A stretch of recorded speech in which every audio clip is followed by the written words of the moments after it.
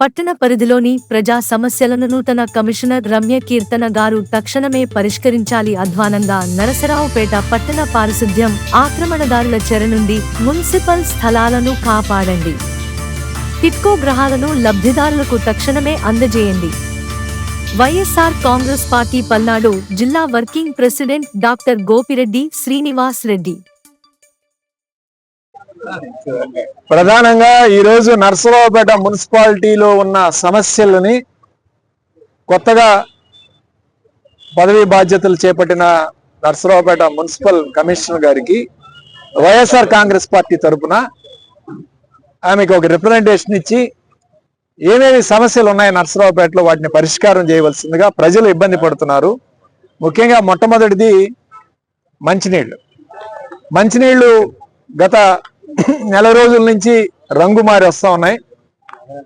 ఇంకా కొన్ని ప్రాంతాల్లో రంగు మారలేదు, కొన్ని చోట్ల మాత్రం రంగు మారింది. అయితే వాసన వస్తూ ఉంది, ఇంకా మురుకులు వస్తూ ఉన్నాయి. సో ప్రధానంగా ఈ సమస్యని మీరు పరిష్కారం చేయాలి, నరసరావుపేట ప్రజలు చాలా ఇబ్బంది పడుతున్నారని చెప్పి ఈరోజు మున్సిపల్ కమిషనర్ గారి దృష్టికి తీసుకురావడం జరిగింది. అట్లానే మార్కెట్ యార్డ్లో కొత్త ఓవర్ హెడ్ ట్యాంకు గత ప్రభుత్వ హయాంలో వైఎస్ఆర్ ప్రభుత్వ హయాంలో ప్రారంభించాం. 90% పూర్తయింది. ఇంకో 10% పనులు ఉన్నాయి. అవి కూడా పూర్తి చేస్తే ఆ ప్రాంతం అంతా కూడా 9వ వార్డు 10వ వార్డు ప్రకాష్ నగర్ లో కూడా మనం ఏదైతే విలీన ప్రాంతాలకు కూడా కనెక్షన్లు ఇచ్చాము, మంచినీళ్ళు ఇచ్చాము, ఆ ప్రాంతాలన్నీ కూడా ఇబ్బంది లేకుండా ఉంటాయి. అది కూడా పూర్తి చేయాలని చెప్పి ఈరోజు కమిషనర్ గారి దృష్టికి తీసుకురావడం జరిగింది. అలానే రెండో ప్రధాన సమస్య శానిటేషన్ చాలా అధ్వానంగా ఉంది. వార్డుల్లో ఎక్కడా కూడా రెగ్యులర్ గా శానిటేషన్ జరగట్లేదు. 6 నెలలకో సంవత్సరానికో శానిటేషన్ ఒక్కసారి తీస్తున్నారు. దోమలు విపరీతంగా పెరిగిపోయినాయి, వాసన వస్తూ ఉంది, ప్రజలు నివసించలేని పరిస్థితిలో ఉన్నారని చెప్పి ఈరోజు కమిషనర్ గారి దృష్టికి తీసుకురావడం జరిగింది.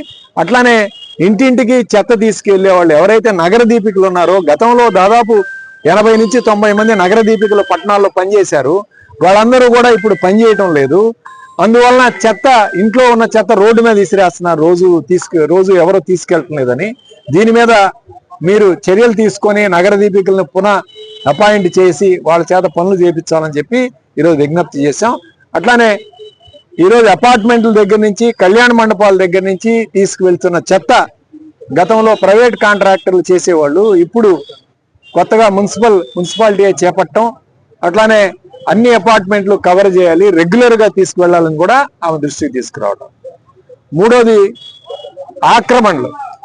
నరసరావుపేట మున్సిపాలిటీలో విపరీతమైన ఆక్రమణలు జరుగుతున్నాయి. ప్రభుత్వ స్థలాల్ని ఈరోజు స్టేడియం దగ్గర ఉన్న స్థలాన్ని, స్టేడియం పక్కనే ఉన్న స్థలాన్ని, కోట్ల రూపాయలు విలువ చేసే స్థలాన్ని ఆక్రమించి అక్కడ టెంపరీ షెడ్లు వేసే కార్యక్రమం చేస్తున్నారు. దీన్ని వెంటనే మీరు చర్యలు తీసుకోవాలి. అది కోట్ల రూపాయలు విలువ గల స్థలం. దాన్ని ఏదైనా ప్రభుత్వ బిల్డింగుల కోసమో లేకపోతే ప్రభుత్వ అవసరాల కోసమో దాన్ని వినియోగించాలి, కానీ ప్రైవేటు వ్యక్తులకి ఈరోజు ఇది కేటాయించే కార్యక్రమం చేయడం చాలా అమానుషం. దీన్ని తక్షణమే చర్యలు తీసుకోవాలని చెప్పి మేము డిమాండ్ చేస్తున్నాం. అట్లాంటిగా ప్రజలు ఇబ్బంది పడుతున్నారు. ముఖ్యంగా మొట్టమొదటిది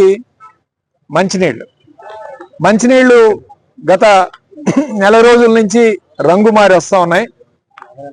ఇంకా కొన్ని ప్రాంతాల్లో రంగు మారలేదు, కొన్ని చోట్ల మాత్రం రంగు మారింది. అయితే వాసన వస్తూ ఉంది, ఇంకా మురుకులు వస్తూ ఉన్నాయి. సో ప్రధానంగా ఈ సమస్యని మీరు పరిష్కారం చేయాలి, నరసరావుపేట ప్రజలు చాలా ఇబ్బంది పడుతున్నారని చెప్పి ఈరోజు మున్సిపల్ కమిషనర్ గారి దృష్టికి తీసుకురావడం జరిగింది. అట్లానే మార్కెట్ యార్డ్లో కొత్త ఓవర్ హెడ్ ట్యాంకు గత ప్రభుత్వ హయాంలో వైఎస్ఆర్ ప్రభుత్వ హయాంలో ప్రారంభించాం. 90% పూర్తయింది.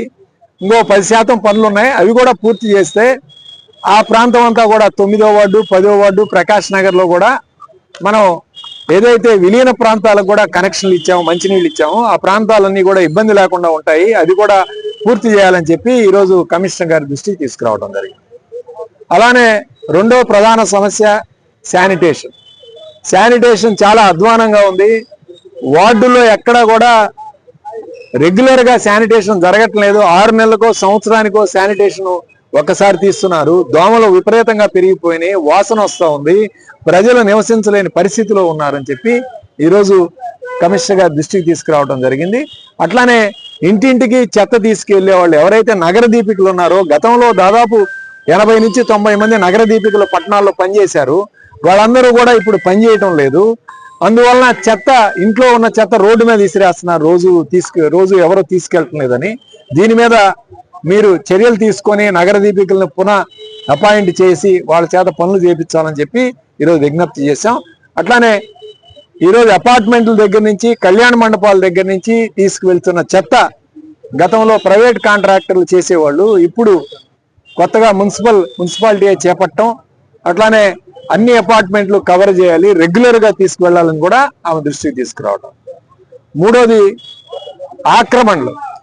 నరసరావుపేట మున్సిపాలిటీలో విపరీతమైన ఆక్రమణలు జరుగుతున్నాయి. ప్రభుత్వ స్థలాల్ని, ఈరోజు స్టేడియం దగ్గర ఉన్న స్థలాన్ని, స్టేడియం పక్కనే ఉన్న స్థలాన్ని, కోట్ల రూపాయలు విలువ చేసే స్థలాన్ని ఆక్రమించి అక్కడ టెంపరీ షెడ్లు వేసే కార్యక్రమం చేస్తూ ఉన్నారు.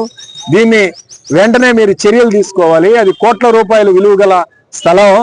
దాన్ని ఏదైనా ప్రభుత్వ బిల్డింగుల కోసమో లేకపోతే ప్రభుత్వ అవసరాల కోసమో దాన్ని వినియోగించాలి, కానీ ప్రైవేటు వ్యక్తులకి ఈరోజు ఇది కేటాయించే కార్యక్రమం చేయడం చాలా అమానుషం. దీన్ని తక్షణమే చర్యలు తీసుకోవాలని చెప్పి మేము డిమాండ్ చేస్తాం. బిల్డింగులు అట్లా నరసరావుపేట మున్సిపాలిటీలో ఉన్నా సరే, అది రూరల్లో అంటే విలీన గ్రామాల్లో అక్కడ పర్మిషన్లు తీసుకొని నరసరావుపేట మున్సిపాలిటీలో బిల్డింగ్లు కట్టే కార్యక్రమం చేస్తున్నారు.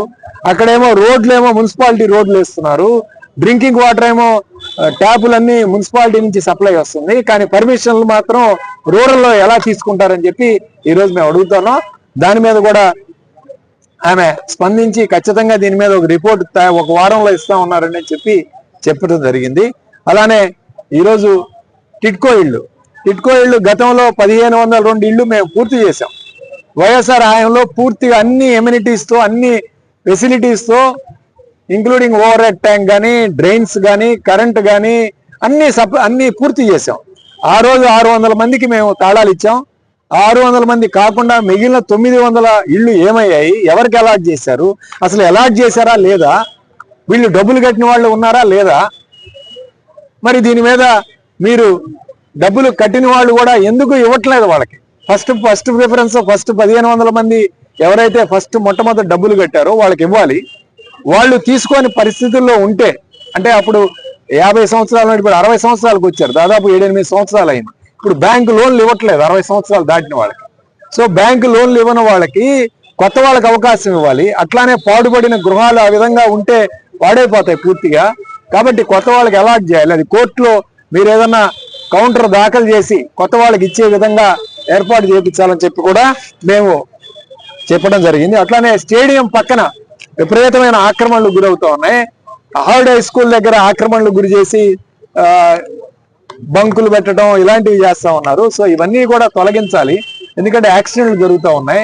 అట్లానే పల్నాడు బస్ స్టాండ్ లో కూడా సాయంత్రం అయితే బండ్లందరూ కూడా రోడ్డు మీదకి వచ్చేస్తున్నారు, కనీసం వెహికల్స్ వెళ్లే పరిస్థితి లేదు. కాబట్టి దీనంతా కూడా చర్యలు తీసుకోవాలని చెప్పి ఈరోజు మేము మున్సిపల్ కమిషనర్ గారికి విజ్ఞప్తి చేశాము. అట్లానే ఫాగింగ్ జరగట్లేదు, ఫాగింగ్ మీద కూడా చర్యలు తీసుకోవాలి.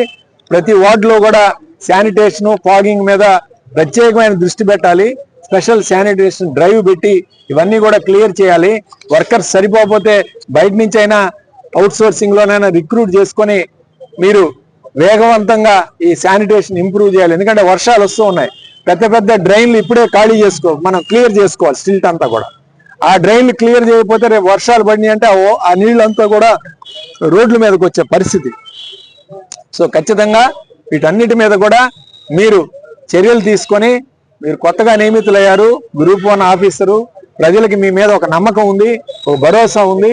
ఆ భరోసాని మీరు పూర్తి చేస్తారని చెప్పి ఈ సందర్భంగా వైఎస్ఆర్ కాంగ్రెస్ పార్టీ తరఫున మేము గుడ్ మార్నింగ్ నర్సరావుపేట కార్యక్రమంలో తిరిగి ఎక్కడెక్కడైతే సమస్యలు ఉన్నాయో వాటన్నిటిని కూడా లిస్ట్ అవుట్ చేసుకొని ప్రత్యేకంగా ఏ వార్డులో ఏ సమస్యలు ఉన్నాయో కూడా ఆమె దృష్టికి తీసుకెళ్ళడం జరిగింది.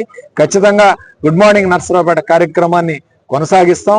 రేపు ఆదివారం కూడా కొనసాగించే కార్యక్రమం చేస్తాం.